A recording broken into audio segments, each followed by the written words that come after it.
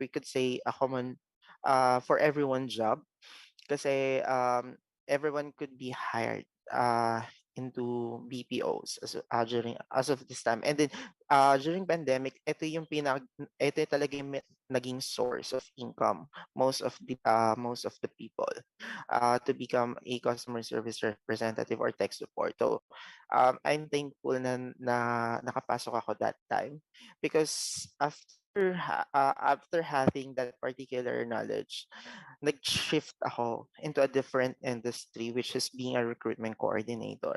So from BPO to recruitment industry, nung una, it's very hard for me kasi paano nga ba magsisimula when it comes to the recruiting side.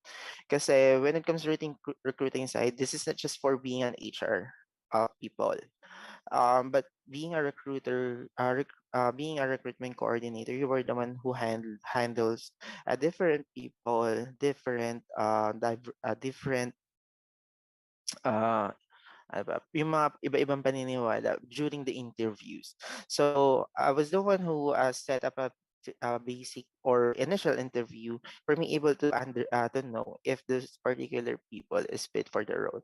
So in that case, parang dun ka na ano na ay may ganitong tao pala. So kailangan dun ko na practice yung professionalism on how handling a different people, and also at the same time yung basic law skills ko na enhance ko since this some of my since this is a local. So kailangan mo dapat alam ko yung mga ah, ano ba yung mga government mandates, yung mga gano'n. So parang in that time, so may college, may course na ganyan eh, 'di ba? Parang yung Philippine Constitution. And then at the same time yung HR, ano ba 'yan? Anong pangalan ng course na 'yon? Um, Human resource, or dito din papasok yung finance management kasi at the same time being a recruiter, papasok din kasi dun yung costing when it comes sa mga pay, sa mga salary. So kailangan mo din i-handle 'yon. And then afterwards, since I'm working from home that time, I do have mayroon ako mga extra time. So ayun, nag-take ako ng NC2 for barista. And then afterwards, may trainer introduced me to become a trainer and assessor. So this one, it is not just like taking an NC2. This is para kaming nag-thesis. So tinanggap ko yon that just because parang bored ako. But for me also to enhance or to expand my knowledge by experimenting with different skills and aspect of the industry that could be used as a future career path. So even though na masasabi ko siyang hindi siya align, kung titingnan mo hindi siya align sa tinapos. Pero kasi as the time goes by na pag tumanda ka, you will be tell na yung salary mo for one job hindi magiging fit for your daily life. So you need to have at least a different uh, sort of income na pwede mo mapag-aanuhan. So ayun, as of up until now nagiging on call ako for being a test trainer and assessor for barista. And then ayun, pumasok na ako sa talent marketing and insights. Dito ako natuwa kasi after of a couple of jobs na napasukan ko, it took me at least 2 years and a half for me able to practice my knowledge or kung ano ba yung inaasam ko talagang trabaho, which is to be entered into marketing department. At first, uh, it's very hard kasi masasabi kung ano man pala yung natutunan ko from the room, hindi ko siya ma-apply. But the basic skills or knowledge that you have on the classroom could be still apply into the corporate world. Ano yun? Professionalism, yung technology knowledge or tech skills mo, skills mo. Yun yung pinaka-importante. And then just being you as you, being real you, which hindi ka nagiging self-centered dapat. I mean, you know how to work with different people. That's how professionalism work is. Um, from there, as you can see, nagamit ko yung mga different past experiences ko from being a technical support to recruitment coordinator. As you can see, based on my title as of the moment, talent marketing and insights. So it's still in line with recruiting kung tutuusin yung company. But because of my experience and knowledge and skills that I have as being a marketing student na nag-graduate ako, yun yung naging ano ko, parang bala or gun for me able to enter the corporate world. So, parang on this one, masasabi ko na may mga lines ay may mga path tayo sa buhay na we can never tell for our future. But all of those experience that we do have, we could be able to use on how kung paano natin malalagpasan yung mga bagay-bagay. Like sa ano pa lang sa interview.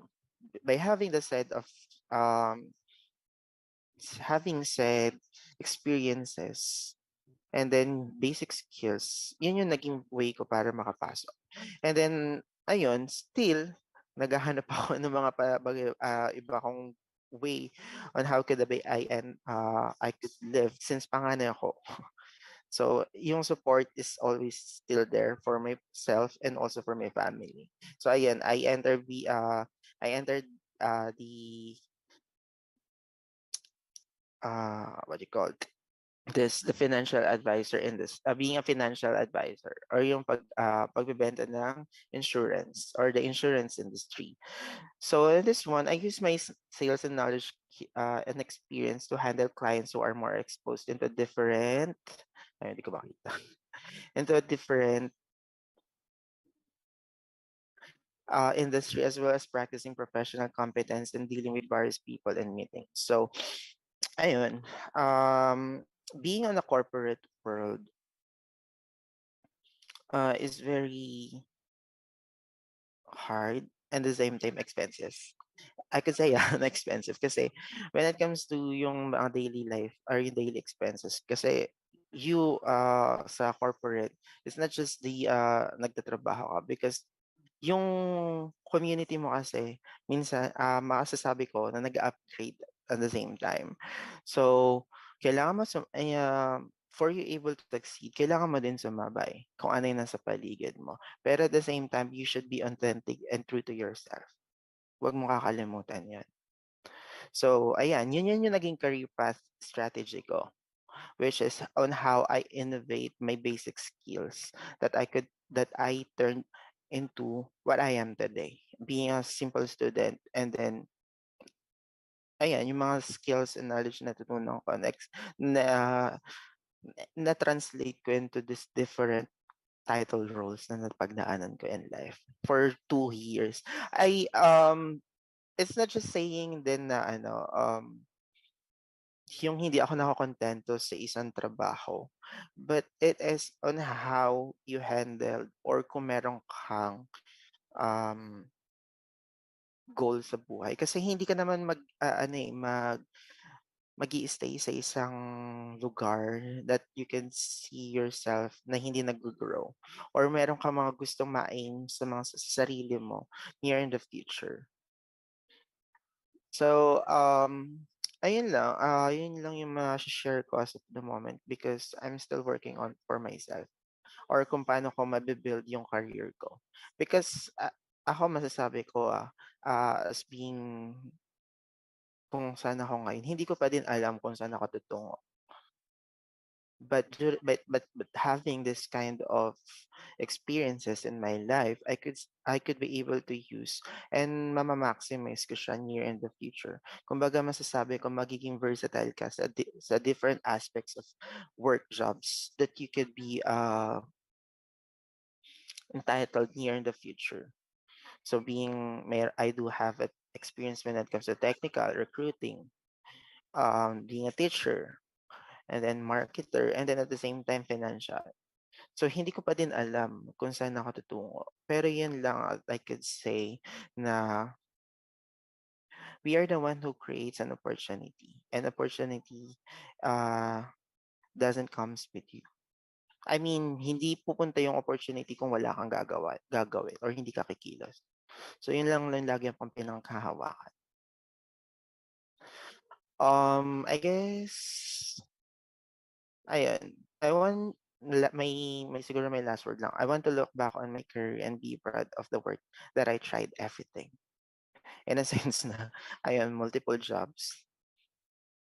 But yun, the knowledge or yung natutunan mo or experience that you have in life that could be translated into a different or in something near in the future. So ayun lang siguro yung share ko as of the moment. Ayan. And then, ayan, since most of the students is or might be may graduating na dito or as of the moment, being on the industry side, what I just want to share with you guys is to enhance your e-profile. Be active in your LinkedIn. You should be enhance your LinkedIn profile since most of the recruiters now it is used as a sourcing tool and also to make your profile more your profile more professional because most of nowadays since as a nasa recruiting side ako, I just want to share this with you guys also. Build your LinkedIn accounts. And then your social media accounts, siguro kapag nag-work na kayo, mas mas okay, or kung gusto niyo maging private kayo, it's okay to create a second account, most especially on Facebook since we know, most Filipinos is ma-share. So kung gusto mo magkaroon ng privacy when it comes to your personal life and to your work, I could suggest is to create at least a second accounts with your social media accounts, and then always update your resume and CV. Be sure to align your personal accomplishment with your resume or CV so that employers can get better sense of who you are during the interview. So sa mga may mga interviews na diyan, that this resume or CV is not just for um graduating students. This is also for because as we know meron tayong mga OJTs. So you need to update. And portfolios or media canvases. Make your portfolios is more presentable if you have to impress your employer. So ayun lang, yun lang yung masasabi ko or masa-suggest ko sa mga balak mag-apply na near the future. Since we all technology is already here, why don't we maximize it? Yun lang. Siguro yung future plans ko, nasabi na go at continue developing future applications and endeavors. Continued marketing industry or development to help. Ayun lang po. Dami ko nasabi.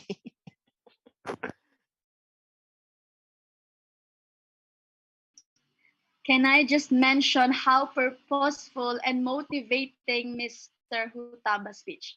Thank you so much, Mr. Jezreel Mark Hutaba. You know what, partner? My favorite part of his talk was yung sinabi niya na we are the one who's creating our opportunities in life. Kasi totoo yun. Kapag ka talagang nandun ka na sa point na akala mo walang-wala ka, si God, gagawa talaga siya din ng way para mapakita at mapa-feel niya sa'yo na mahalaga ka, importante ka, and also yung sinabi din ni Sir Hutaba na walwal ka tonight, bukas mag-aaral ka. Kasi totoo yun, kailangan natin huminga sa lahat ng bagay. Hindi siya basta inom, kailangan natin maglakbay kung saan mafe-feel natin na okay tayo, mas mararamdaman natin yung freedom. And overall, his talk was just definitely amazing. Right, partner? Indeed, partner. And also on my end, I have come to a realization dun sa part that he mentioned, building network. So as an introvert personally, masasabi ko talaga very challenging ang makipag-branch out to other people. So that's why I joined SIBA as well so that I'll be able to meet people, mga seniors sa akin since I'm just a first year student. I'm very happy to be a part of CBAS since it helped me burst out on my bubble. So nandun na ako na gusto ko lang ako lang mag-isa. Pero I know in the fact that in the future, it won't work. So I need to branch out, meet other people, and to engage with other people with the same interest. Ayan. So, now, partner, kung tayo na-amazed about this talk, for sure, our audience were also touched by his story. So, let us gather a few questions from our audience who would like to ask from our dear speaker. Right.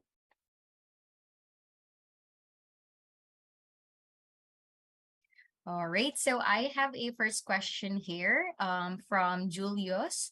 So we've seen that you join multiple extracurricular activities when you are a student. As opposed to this, can you advise to students who did not join school organization during their years in college because they choose to build their network in their own time? Actually, to be honest or to share with you, um, joining joining different organizations is just next. We could tell it's an extracurricular activities, diba? But ang laban kasi sa buhay or laban mo daily life is on how paano ka makakapag-survive. Ang masasabi ko dito,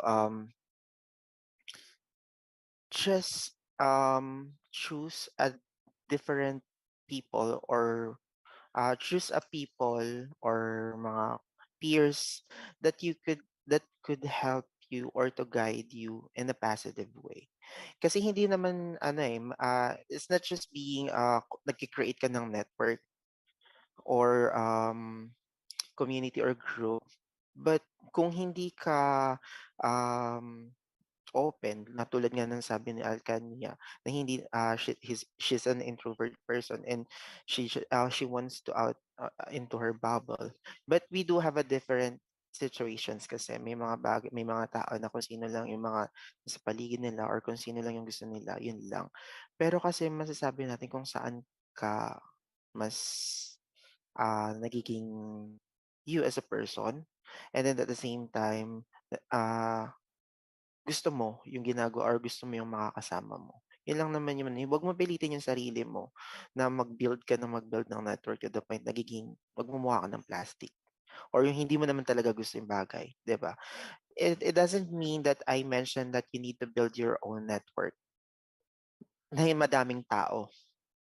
Yung network in a sense minsan kasi kung sino yung makakatulong mo at makakaagapay mo sa buhay. Let's just say, ako, sa dami ng mga nakilala ko during my college days, most of them is wala na. I mean, just being a typical or real person. Kung sino man yung nakilala mo today,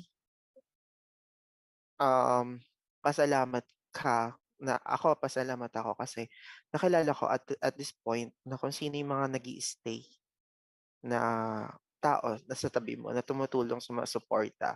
And then masasabi mong one call away as friend, true friend. Because as of the moment, masasabi ka madami kang friend eh. Pero near in the future, ako na nagsasabi sa'yo, um, isa-isa mawawala yan. Doon papasok yung network mo. Yung network kasi na at the same time, sino yung mga taong handang tumanggap sa'yo as a person. Yun na yan. It's just na maraming kang kakilala or marami kang network. Yun lang yan. So, Ayun. partner, meron pa ditong ibang question. Sabi ni Gilmore Ricardo, what advice can you give to the students that's struggling in their workload? Sa corporate world, madaming ganyan din.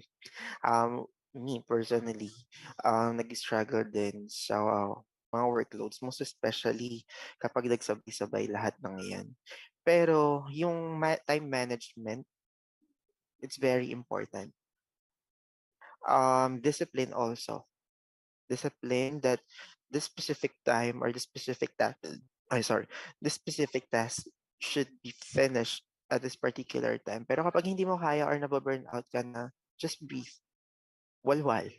But wag mo kakalimutan, you still have an opportunity, you still have, ah, yung mga kailangan mong gawin, your task. Because parang kasing on a corporate kasi, I could tell na you have the freedom for your time, but yung mga errands or yung mga workloads mo should be finished on time. Kasi for me on my end, tatanungin ako kailan mo ito matatapos. Sige, magsasabi ako ng particular time. So, dun sa sinabi kong time na yun, parang naglalagay ako ng leeway ko kung paano ako makakapagpahinga. Parang may isang araw ako dun na wala akong gagawin.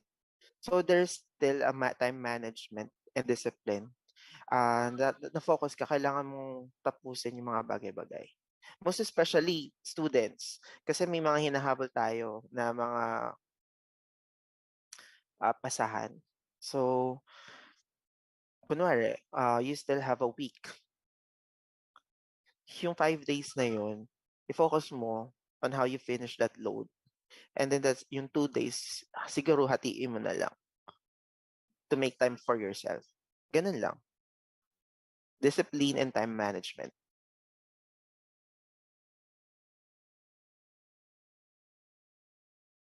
Ayun, thank you so much for that. And also, we have a question from Ms. Kiana. So, what kind of advice can you give to those graduating students who are afraid to enter the corporate world? Actually, I do have the uh, same sentiments that. Pero kasi, if you are confident when it comes to your being you as a person, if you are confident enough, why don't you try? Kasi, pero ang masasabi ko lang, huwag kayong matakot. Ah, ma hi yung hindi kayo matanggap kasi sa mga unang tries niyo. Kasi ako, it takes me a time before I could enter the corporate world talaga. Kasi hindi talaga siya ayun nga, minsan kasi ako masasabi ko, I have a plans before I graduate na sana pagka-graduate ko since I do have this backgrounds nga, masasabi ko makakapasok ako, or masasabi kong kaya kong makapasok. Pero hindi, eh. It takes time siguro. Pero if you already have the courage to enter and you know that you are well confident enough, why don't you try? Pero ang masasabi ko lang, huwag kayong panghinaan ng loob kapag may mga nagde-decline sa inyo. Kasi masakit siya, oo, sa masakit na nade-decline kayo sa mga work na pinapasahan nyo. Pero kasi isipin niyo na lang, there's always a right time and better opportunity na matatanggap mo at the right time. Hindi ka man para dun sa work na yon, malay mo meron pang iba, 'di ba? And for the last question, for Mr. Gilmore, what is the truly meaning of success daw po for you? Um, Success for me as of the moment, ang success ko lang is mabigay ko yung needs ng family ko and ng personal ko. Because when it comes to sa work, hindi natin masasabi kasi ang success na masasabi natin kasi sa work is yung acknowledgement, yung na napapansin or na bibigyan ng pagpapahalaga yung work mo, that's the success. Pero when it comes to the life, the success is on how you survive your daily daily needs. Yun lang. For me, kasi parang sa akin, ang naging basis ko lang, the reason why I do have a multiple jobs is para maka-survive ako sa mga pang-araw-araw namin. Yun lang yun. And for me, that's a success. But when it comes to the life or sa work, sa job, the success is having a good environment, acknowledge ka, and then the company recognized you. That's the success. Ayun lang po. Thank you so much, Sir Jess. And um, as for the gratitude and appreciation, I would like to uh, read here the certificate in appreciation hereby given to Mr. Jezreel Mark Hutaba for his invaluable and inspirational insight shared with the participants of the webinar entitled Success in the Corporate World, Inspire, Integrate, Innovate, in celebration of our School of Business Week given in the 19th of January 2023 at the National Teachers College, to be signed by our Dean, Mr. Adrian O. Manalo, our overall chairperson of the SOB Week, Ms. Maria Catherine Arboleda, and our SIBA advisor, Mr. Carlos Magluta. Sige po. Actually, yun nga, sabi ko, it's very hard for, parang nung una natakot ako, hala, this could be my first talk. Hindi ko alam kung paano, ano i-share ko. So, ayun lang, na-share ko is kung ano yung mga naging experience ko after I graduated or paano ako being student after I graduate and then as of today. Yun lang. Thank you so much for Thank appreciating you me. as well, Mr. Hotaba. It's very inspiring as well. So, partner. So now, partner, again, thank you, Mr. Hutaba. So now, partner, how are you feeling for the amazing speakers we have? Actually, partner, so as a student, working student as well, it was very relatable on this situation. So since I'm also working in a corporate world currently, a full-time student, and also a part of an organization, I can truly say personally that it's really not that easy. So it is important to always manage your time kasi baka hindi mo alam, wala ka na palang tulog ng 2 araw. Also is the discipline for yourself. So, kung alam mo namang pagod ka, set aside the things that are really not very that important. And you can always have those during your weekends or my day off ka. And also, I like the part that, and also it's very inspiring that Mr. Hotaba graduated from all those. He was a student, he was a president of the organization. So, nasa ano talaga, we have this saying, nasa Diyos ang awa, nasa tao ang gawa. You know what, partner? Iba yung speakers natin today. Actually, dalawa sila na may iba't ibang pinupunto sa buhay at may gustong iparating sa ating mga manonood, host and audience, also for the students. Kasi hindi lang siya basta tungkol sa sarili nila. It's about their lives kasi. Pinakita nila kung ano yung karanasan nila noon sa ngayon at kung nasaan sila, kung ano yung work nila, kung ano yung mga pinagdaan nila. And being a working student talaga is very challenging naman talaga yon. You have to do your best kapag lalo na sa job ka para hindi ma-disappoint din yung mga taong nakapaligid sa'yo. And also, you need to be motivated to stay on the track while also keeping your positive outlook. Siyempre, ganun din para sa ibang mga student. Kailangan din natin talaga ng ma-motivate, maging inspiration din sa ibang tao. Right, partner? Indeed, partner. And for me, feel ko na magiging best hashtag ko for today is gonna be the while now, study later. I So, like that part. Indeed. So, what a great way to have this webinar, partner.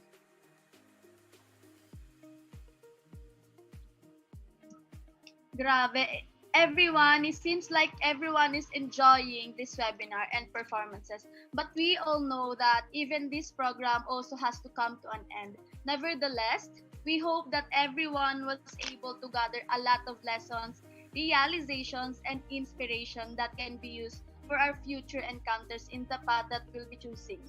With that, let us call on Ms. Maria Catherine Arboleda, our beloved program head, for our closing remarks.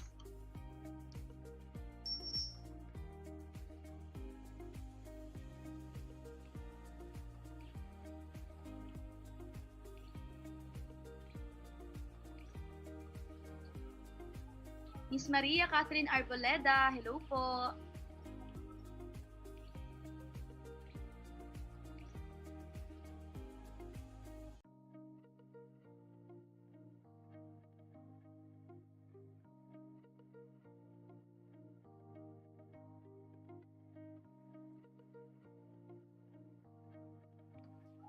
I think may problem kay Miss Catherine Arboleda. But, partner, so ano kaya pwede natin gawin muna habang wala si ma'am? Okay, so now that you mentioned partner, I would just like to remind everyone sa games natin. So from our best hashtags and for our best insight, so you guys can just comment it down to our FB live pages. And also if join kayo dito sa Zoom, you can just put it down on our comments. And again, the winners for the best hashtag will win a Tanglao tumbler. And for the winner for our best insights, will win a Tang Lao t-shirt. So ayan, so this is our way to appreciate you guys for being here. Not just to learn from the experiences of our alumni students, but also for us to enjoy as well. This is indeed a SOB week, diba? So everyone should engage since most of us here or all of us here are it relates to business. So everything that we learn from today, I hope that everyone will be able to apply it sooner or later. I was able to realize a lot of things. How about you, partner? Actually, partner, ang daming realization talaga sa mga sinasabi nila at sa mga nangyayari kayo.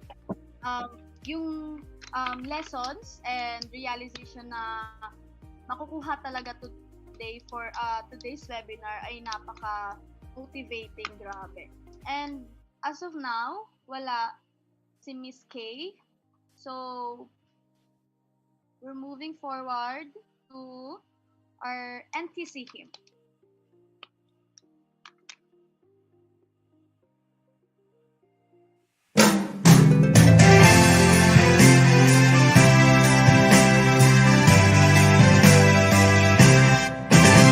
Kami ay manlalakbay, tanging kaaralan. Taglay namin ang iyong ngalan, liwanag sa kadiliman. Ang diwang pinagbubuhay sa gitid ng kakatayan. At ang aming kalayaan, mananatiling may tanglaw.